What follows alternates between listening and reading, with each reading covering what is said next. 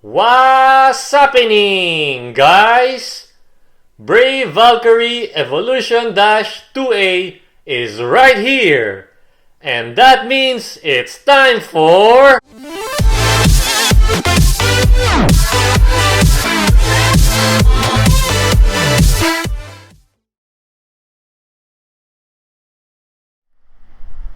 Now let's weigh the individual parts. Brave Ring.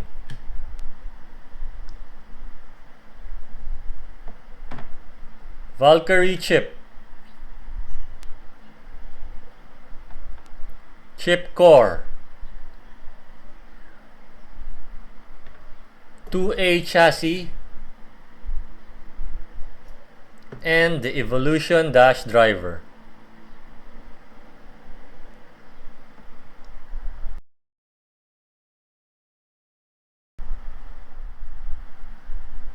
As a whole layer, Brave Valkyrie. Now let's assemble it and get the total weight.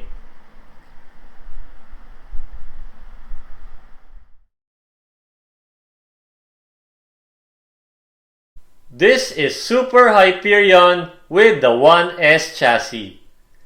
As you can see, its teeth is raised slightly above the chip hook's level. Compared with Glide Hyperion with the 1S chassis, its teeth is at the same level with its chip hook. Compared with Brave Valkyrie with the 1S chassis, its teeth is also slightly above the level of its chip hook. The same with Super Hyperion. Based on these results, it follows a trend where attack and balance rings allows the chassis teeth to be raised a bit higher for more burst resistance.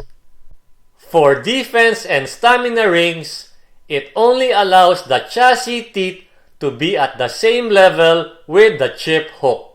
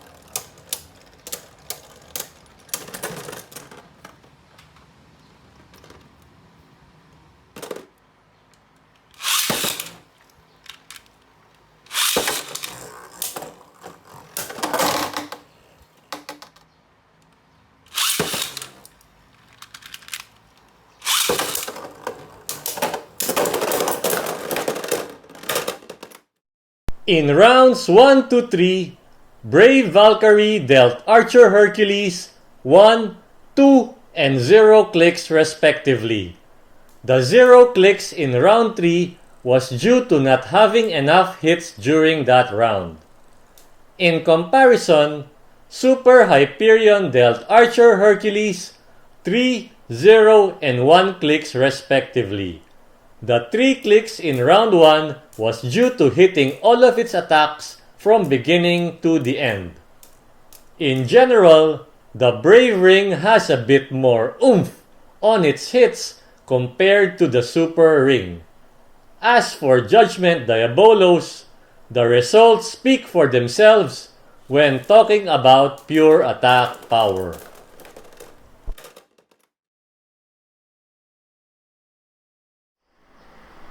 First, I'll remove the chip, then the chip core.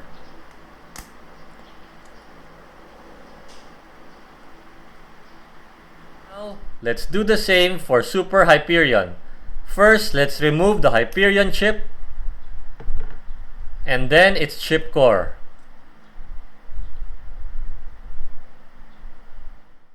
The Valkyrie chip's hook has a small portion cut off compared to the Hyperion chip. The driver notches of this evolution dash is this protrusion and this protrusion. It's the same for this bearing driver. Its driver notches is this one and this one. Here's Brave Valkyrie without its chip core. Notice the driver notch. Now, let's remove the driver.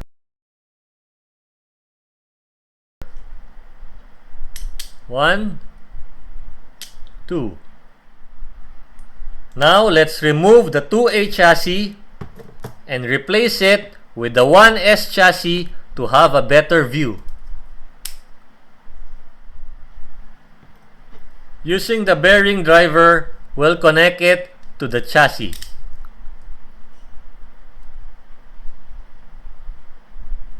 So again, you can see the notch of the bearing driver.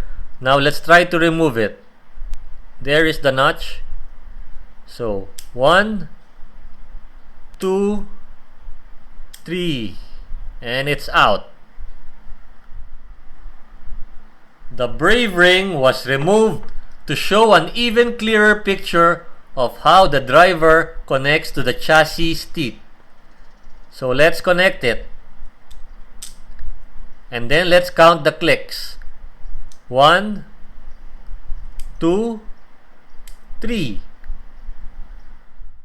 The chip hook doesn't give another click. 1, 2, 3. This simply means that on your final click, you will still burst regardless if your chip hook has a cut-off portion or not. Let's compare the hook width of both chips. The Valkyrie hook width is ever so slightly thicker than the Hyperion hook width. Does the thicker hook width of the Valkyrie chip affect burst resistance? These two are the chip hooks, while these two are the notches of the driver shaft. Notice how this notch of the driver shaft connects with this chip hook when the driver is fully locked. So there's the notch of the driver shaft and the chip hook.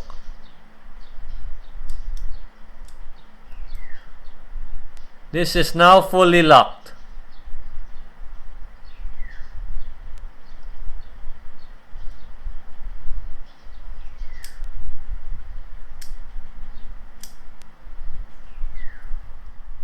Without the chassis this time, let's connect the chip with the driver.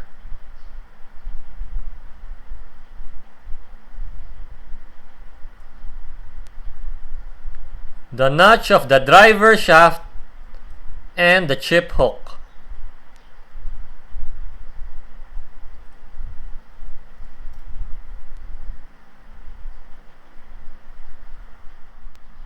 Let's do the same for the Hyperion chip with the same bearing driver.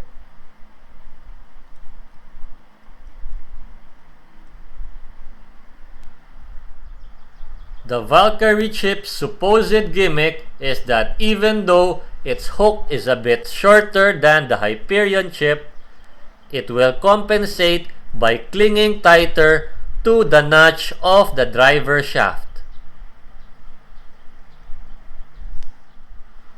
Here's the Hyperion chip for comparison.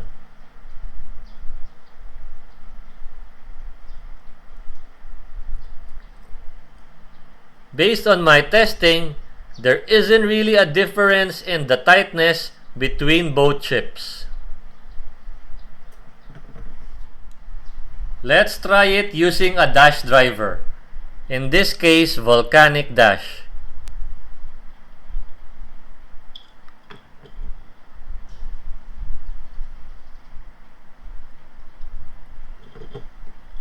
Still the same. For now, only the Valkyrie chip has a gimmick of having a cut-off portion of its chip hook, but also having its chip hook width a bit thicker to compensate. However, as the test showed, it doesn't really work as intended.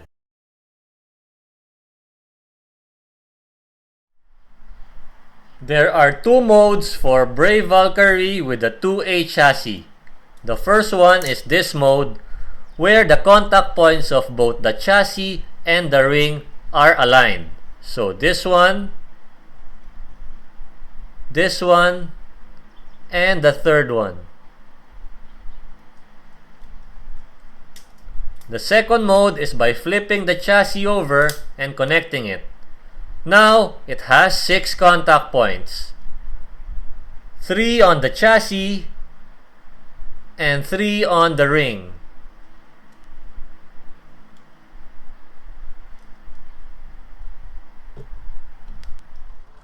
Although it's not as frequent, it is possible for the chassis to hit the opponent's layer, as shown in this example.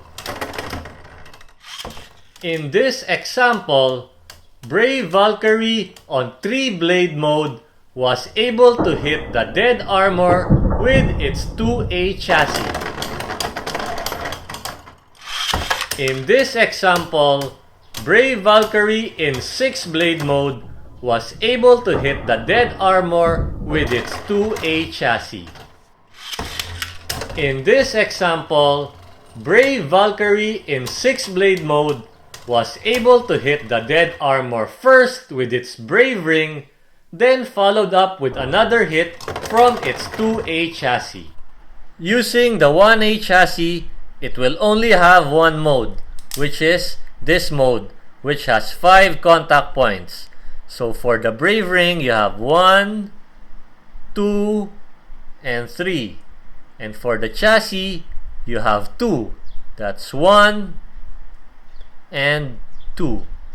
So regardless if you flip the chassis over, it will still have 2 contact points. So flip it. So it still has 2 contact points, which is this one and this one.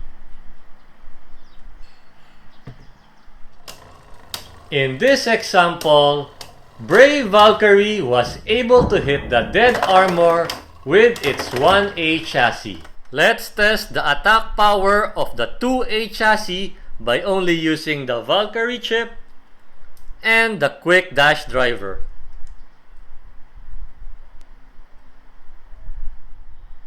We'll use Papabey's favorite whipping boy, Archer Hercules, on 0 Cross Extend Plus.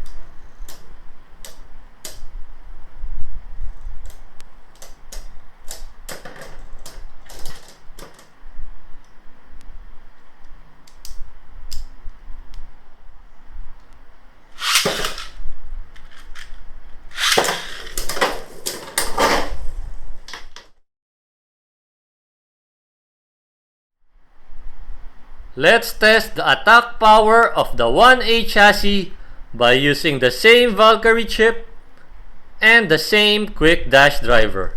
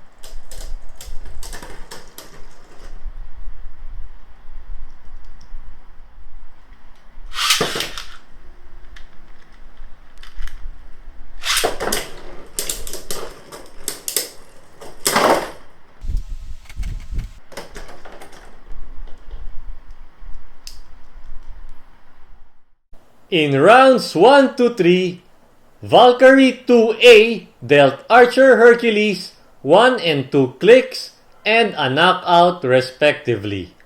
In comparison, Valkyrie 1A dealt Archer Hercules 0 and 0 clicks and a self-knockout respectively. In general, the 2A chassis has a bit more recoil and attack power as it pushed back Archer Hercules a bit during hits. The 1A chassis, on the other hand, has a bit less recoil and attack power as it tended to scrape instead of push with its opponent during hits. However, if both chassis can get a direct hit with any of their contact points, they can deliver knockouts as shown in the round 3s of their matches.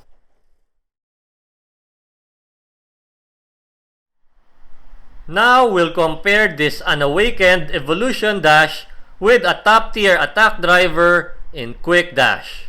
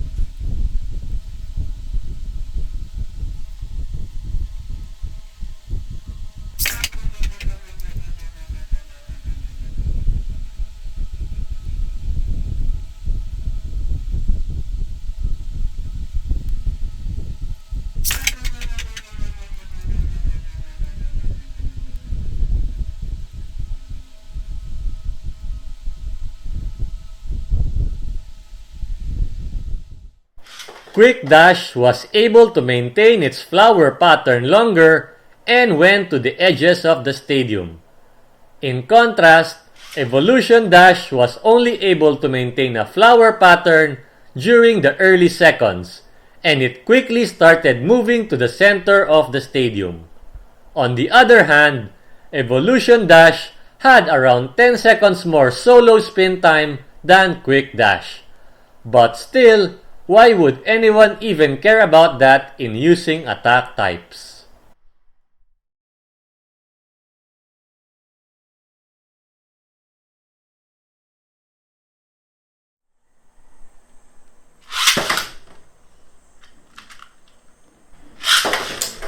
That's one major hit and one big recoil hit.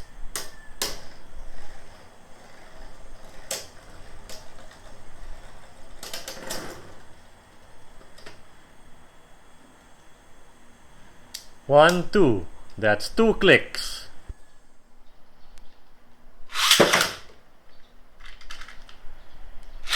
One, two, 3, 4 major hits. And a burst finish.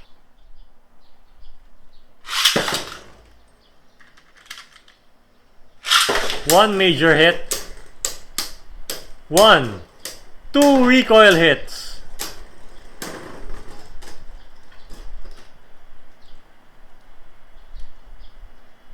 One click.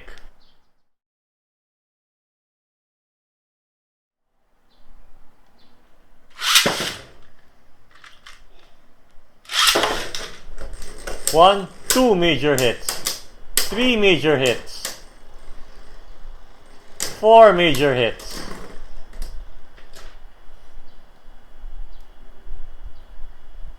One, 2 clicks.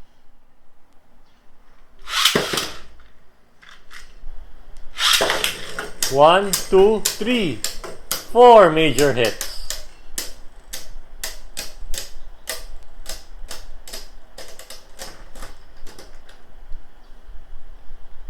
No clicks.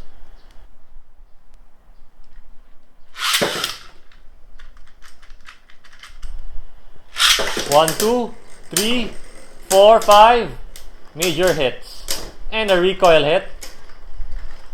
And another recoil hit.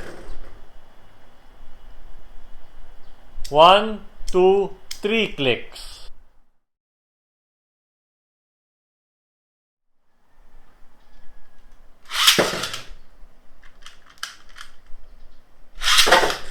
One, 2 major hits. 1 recoil hit.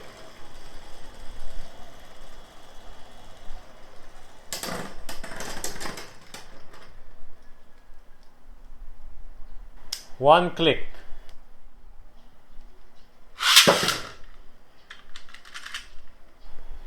One, 2, 3, 4 major hits. And 1 recoil hit. That's 1, 2, 3 clicks.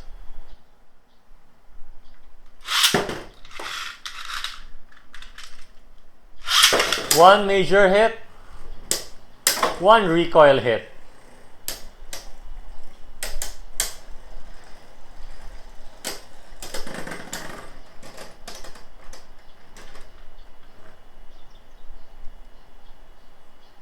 One click.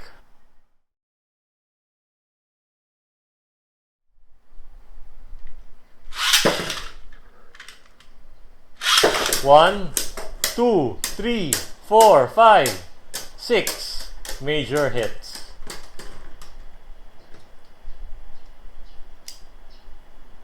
One click.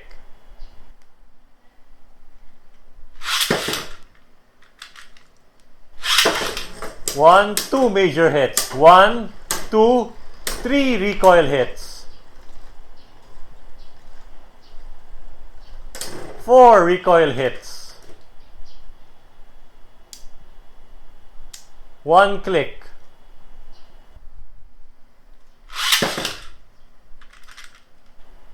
One recoil hit. 2 recoil hits. 1 major hit.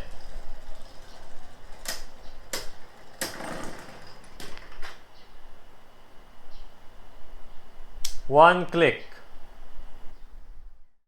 In rounds 1 to 3, Brave Valkyrie 3-blade mode 2A dealt Archer Hercules 2 clicks, a burst, and 1 click respectively. Brave Valkyrie 6-blade mode 2A dealt Archer Hercules 2, 0, and 3 clicks respectively. Brave Valkyrie 1A dealt Archer Hercules 1, 3, and 1 clicks respectively. Super Hyperion 2A dealt Archer Hercules 1 click in all rounds. Based on the numbers, Brave Valkyrie in 3-blade mode offers the most attack power amongst the other 3 configurations as it has more clicks per hit. It seems this is the second case wherein the layer and disc, or in this case, ring and chassis synergy, has some actual merit. If you'll recall my King Helios review, putting its chassis in 5-blade mode synergizes with its 5-blade ring, hence offering a bit more stamina than in 10-blade mode. Alright! That's a wrap for now. In the next episode, how would Brave Valkyrie fare against other meta combos? Just tune in again to find out. Same Papabey time, same Papabey channel.